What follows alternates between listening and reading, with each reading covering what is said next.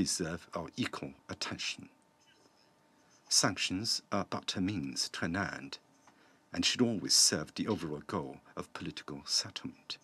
Equating sanctions to or replacing diplomatic efforts is completely putting the cart before the horse and will not achieve the desired results, despite the fact that sanctions have already had a negative humanitarian impact and collateral damages to other countries. The countries concerned are still in total denial, which is inconsistent with the conclusions of various international humanitarian agencies and the 1718 Committee's panel of experts. In fact, in response to the latest situation, China and a number of Council members have all put forward reasonable proposals to explore ways to take strong actions on promoting the political solution to the peninsula issue in a way that best garners the consensus of Council members. The draft Security Council resolution tabled by China and Russia is also for this very purpose. Regrettably, the US has turned a blind eye to the reasonable proposals of China and other relevant Council members and remains enamored superstitiously of the magic power of sanctions. We trust that if the United States changes its negative attitude, it is possible for Council members to reach a consensus. We hope that the Council members will give serious consideration to the joint Russian-Chinese draft resolution.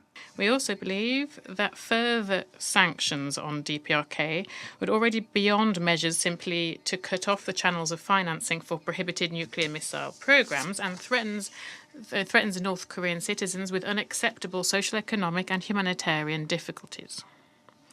We'd like to remind our American colleagues that negotiations are a two-way street.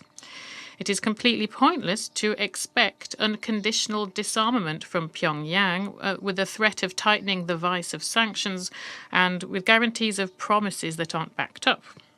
Creating new military blocs in the region, such as the group of the US, UK and Australia, is cause of great doubts as to the good intentions of these countries, including on the side of Pyongyang, and does not help with fostering dialogue. The institutes and mechanisms of the UN and its Security Council should be used to support the processes for resolving and resolution and inter-Korean dialogue, and not be a barrier thereto. Only then can we'll be able to talk about effective resolution of the problems accrued in the region, including nuclear ones, on the basis of dialogue and mutually acceptable agreements.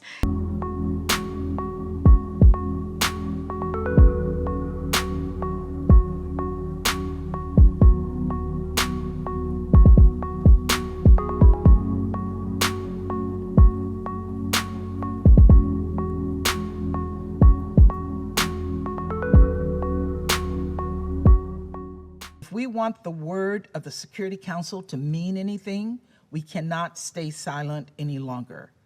To that end, in order to further restrict the DPRK's ability to advance its unlawful program and to send a signal to all proliferators, the United States has been negotiating with our fellow Council members on a new Chapter 7 resolution.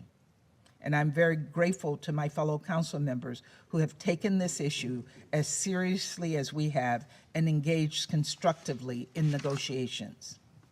We're now nearing the end of negotiations on the U.S. proposed draft resolution, and we cannot wait until the DPRK conducts additional provocative, illegal, dangerous acts like a nuclear test.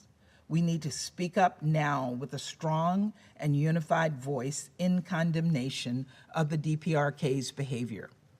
We need to act now to restrict any further unlawful developments before it's too late. We encourage all Council members to support our proposed resolution and show that the Security Council will respond to threats to international peace and security and to blatant violations of its resolutions. This is not a bilateral issue. It is not a regional issue. This is a global issue. The DPRK is testing capabilities that can threaten all Council members in every single member state to the UN, including those who are protecting them.